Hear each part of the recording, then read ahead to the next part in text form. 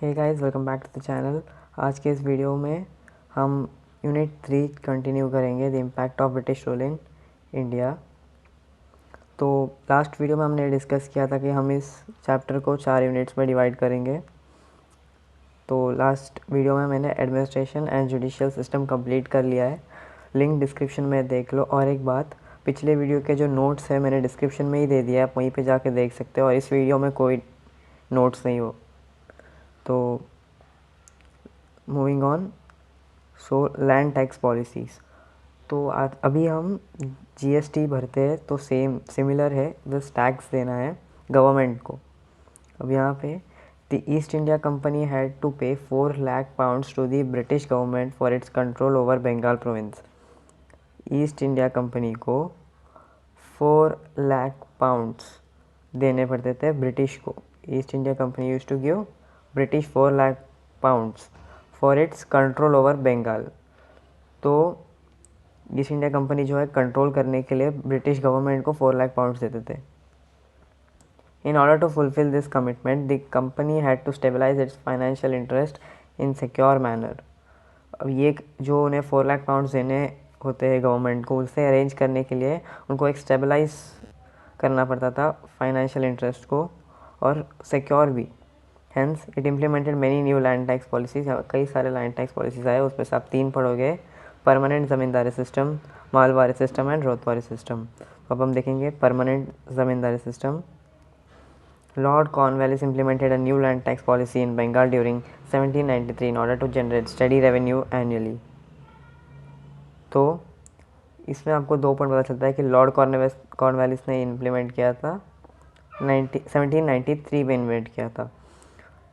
हर एक land tax policies के आपको जो जिसने इम्प्लीमेंट किया उनका नाम और ईयर याद रखना है। ईयर नहीं याद रखोगे तो भी ठीक है, लेकिन नाम ज़रूर याद रख लेना।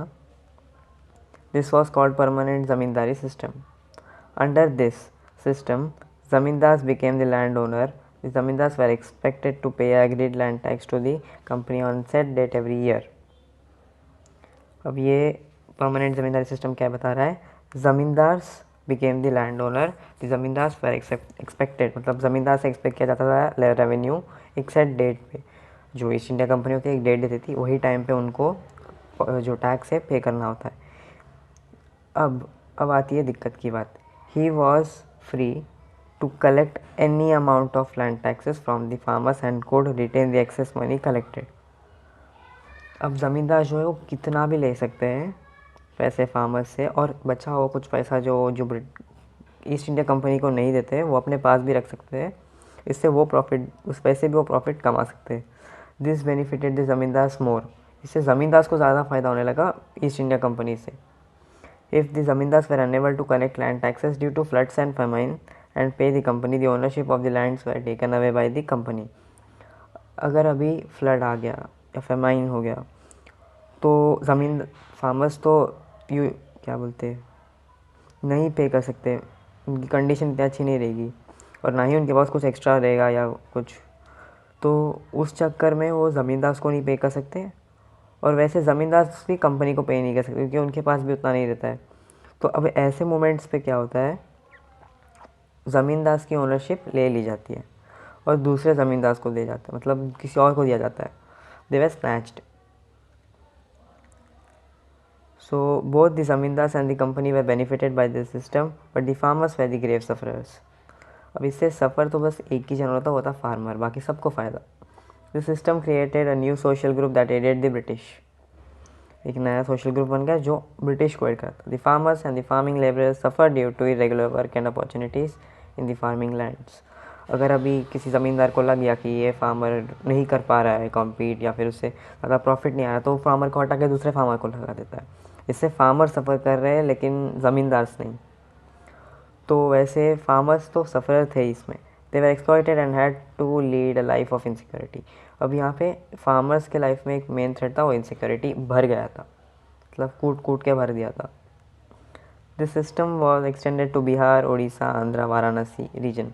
अब आपको नाम याद रखना है, डेट याद रखना है, उसका डेफिनेशन याद रखना है और ये जगह मेन याद रखना है। नहीं तो आप एक काम करो, एक मैप ड्रॉ करो या फिर स्टेंसिल से कैसे भी करो, और जो भी एरिया में कौन सा पॉलिसीज़ है उसको अलग अलग कलर्स में शेड कर दो। तो क्या होगा, जैसे आप देख लोगे वो मैप, आपको समझ में आ जाएगा कौन सा कहाँ कौन से रीजन में कौन सा लैंड टैक्स पॉलिसीज था। According to Charles मेटकैफ, the Indian farmers where born in dept, lived in dept and died in dept due to the land tax policies of the British. अब ये चार्ल्स मेटकैफ ने कहा जो Indian farmers होते हैं उनका birth ही death के साथ हुआ था, वो डेथ के साथ ही जिए और डेथ के साथ ही मर गए। क्यों? लैंड टैक्स पॉलिसीज़ की वजह से, ब्रिटिश सिस्टम। इसी के साथ परमानेंट ज़मींदार सिस्टम खत्म होता है और हम बढ़ते हैं महलवारी सिस्टम के। अब the company government entered an agreement at the level of महल्स with regard to the payment of land tax in Uttar Pradesh. तो अभी एक जगह याद रख लो, उत्तर प्रदेश यूपी।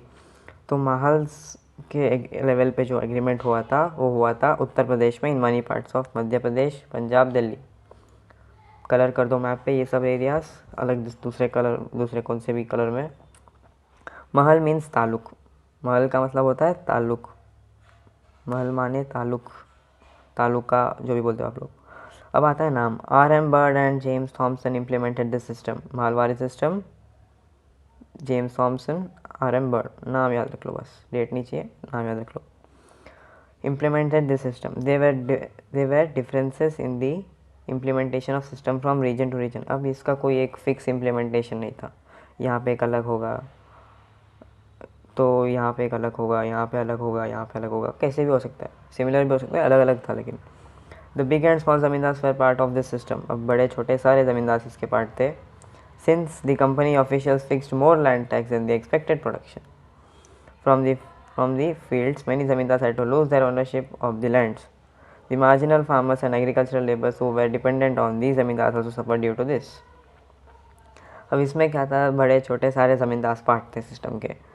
अभी कंपनी ऑफिशियल्स ने जो लैंड टैक्स फिक्स किया था वो प्रोडक्शन से ज़्यादा था, तो अब देंगे कैसे, प्रोडक्शन से ज़्यादा है तो क्या दोगे आप। मैंने अभी इसकी वजह से क्या हो गया, ज़मींदार को हटा दिया जाता था, ब्रिटिश हटा देते थे उनको अगर फ़ायदा नहीं हो रहा है तो ऐसे जो ज़मींदार का भी नौकरी जाता था, तो जिन ज़मींदार के नीचे जो फार्मर्स थे वो भी सफ़र करते थे, सब सफ़र करते थे। तो इसी के साथ महलवारी सिस्टम ख़त्म होता है। महलवारी सिस्टम सबसे छोटा सिस्टम है, एटलीस्ट इसको बाहर कर लो। इस चैप्टर ये वाले जो पार्ट में है, स्पेशली ये वीडियो में मैं कोई नोट्स नहीं दे रहा हूँ क्योंकि ये सारे इंपॉर्टेंट आपको पढ़ के रखने होंगे। और आई होप तीसरे लेसन में सबसे ज़्यादा पॉइंट आता है हिस्ट्री के इसमें से, तो पूरे लेसन को ध्यान से पढ़ना। अब आते हैं रोहितवारी सिस्टम, रियातवारी सिस्टम जो भी बोल रहे बोलो। Ryotwari system was first implemented in Baramahal region by Alexander Read in 1792। अब आपको बता देता हूँ, महलवारी सिस्टम में डेट नहीं दिया है, रोहितवारी में दिया है, परमानेंट में दिया है, तो थोड़ा याद कर लो क्योंकि कभी MCQs में पूछ लिया जाएगा, वन सेंटेंस में पूछ लिया जाएगा, बाय हुम एंड व्हेन, तो तभी ज़रूरत पड़ सकती है। अलेक्जेंडर रीड है, इनका नाम याद कर लो।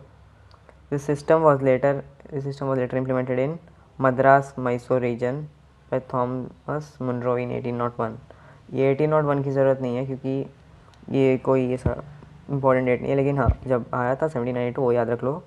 और मद्रास और मैसूर को पता है कलर करना है दूसरे कलर में। अभी most of this regions had become the part of British empire by that time. आपको पता है टिप्पू सुल्तान थे, जो आगे आप पढ़ोगे आई होप, अगर आपने पढ़ भी लिया होगा। तो वो रीजन में थोड़ा सा दिक्कत आ गया था ब्रिटिश को अपना एम्पायर एक्सटेंड या फिर इस्टेब्लिश करने में। तो ये टाइम तक 1801 तक वो सारे रीजन्स जो है ब्रिटिश के अंडर आ गए थे। Most of this regions had become the part of British empire by that time. Under this system both farmers and the company were directly linked. अब क्या हो गया, ज़मींदार्स को हटा दिया, नहीं चाहिए, तुम लोग कौन हो भाई, आई डोंट नो यू वैसी दिक्कत आ गई थी। Both farmer and the company were directly linked, मतलब सीधा और लोगों ने फार्मर्स के साथ ही कर दिया। The tiller of the land was recognised as the owner of the land. पैसा भर जो भर के ले, फ़र्क नहीं पड़ता है, तू खेती कर रहा है, तू लैंड का ओनर है, बस ये बात चल रही थी। The owner had to pay 50% of production as land tax to the company government. 50%, 50%। Half of the production has to be given to the company, जो आधा जो था प्रोड्यूस का उसको कंपनी को देना था। The land tax had 30 years tenure, the tax could be reviewed after this tenure. ये जो लैंड टैक्स था 1801 में, ये 30 साल का एग्रीमेंट के साथ बना था और वो उसे रिव्यू भी कर सकते थे। Though the small farmers were given the land ownership, they were subjected to more suffering due to heavy land taxes. Land taxes तो उनको सफ़र करना पड़ ही रहा था. लैंड टैक्सेस नया चीज़ था, देना पड़ रहा है, वो भी फ्री में, तो मतलब दिक्कत तो आती है. 50% फ्री में दे रहे हो. The officials took punitive actions to collect land taxes. यहाँ पे ये गलती कर दी कि उन्होंने पनिशमेंट दे देते कि भाई जल्दी दा, तो इससे सफ़र होते थे farmers. The farmers had to borrow from the money lenders whenever the crops fail. ऐसा नहीं है कि भाई ये क्रॉप भाई सक्सेस होगा, ये कभी कभार नहीं, ज़्यादातर फेल हो जाता था. या फिर कुछ रीजन्स में मतलब खेत बड़ा होता है तो कुछ साइड में नहीं होता है, कुछ साइड में होता है, फिर उसका 50% देना पड़ता है, बचता ही कुछ नहीं है. तो जैसे अब भी अगर क्रॉप फेल हो गए तो उनको मनी लेंडर से लेना पड़ता था, जो वो उधारी देते हैं उनसे. They had to sell their lands whenever they fail to repay loans. अभी मतलब मनी लेंडर्स वैसे तो नहीं कह फ्री में दे देगा, उसमें तो कुछ गिरवी रखना पड़ेगा, तो उनको उनका लैंड भी बेच देना पड़ता था ये कंपनी को टैक्स देने के चक्कर में. Though the company government claimed that the new system benefits the farmers, the irony was the more farmers had to lose their lands due to implementation. अभी लोग कह तो रहे थे कि भाई कंपनी की वजह से फार्मर्स को अच्छा बेनिफिट मिल रहा है, कंपनी का कहना है, लेकिन सच्चाई ये है कि भाई फार्मर्स को उनका लैंड वो वैसे गंवाना पड़ रहा था. अब most important thing, the impact of British land tax system. 6 point से 6 के 6 पॉइंट्स बांट कर लो. क्या है? A new class of zamindars who exploited the farmers were created. Exploited. The farmers who were subjected to the exploitation of the zamindars became landless slowly. Farmers जो थे, जो subjected थे, मतलब जो ज़मींदार्स थ्रू एक्सप्लॉइट हो रहे थे, वो भी ऐसा आहिस्ते आहिस्ते उनके पास लैंड बच ही नहीं रहा था. And land became a commodity. Loans could be raised by mortgaging the lands. और एक लैंड एक कमोडिटी बन गया था. जैसे कोई भी किसको भी बेच दिया, ऐसे मॉर्गेज कर दिया, मतलब गिरवी रख दिया, कुछ भी हो रहा था लैंड के साथ. Many zamindars had to mortgage their lands in order to pay land taxes. अब ये रोहतवारी का तो नहीं, क्योंकि रोहतवारी को डायरेक्टली लिंक था, तो ये दूसरे जो पॉलिसीज से परमानेंट ज़मींदारी और मालवारी उनका है. ज़मींदार्स को भी उनका जो लैंड है गिरवी रखना पड़ रहा था टैक्स पे करने के लिए. The agriculture sector became commercialised and had to grow raw materials needed for industries back in England. अब जो इंडस्ट्रीज़ के लिए जो चाहिए थे, जो इंग्लैंड में जो इंडस्ट्रीज़ है उनके लिए जो रॉ मटेरियल्स थे वो एग्रीकल्चर सेक्टर में से जो इंडिया से जाते थे. The money lenders became strong.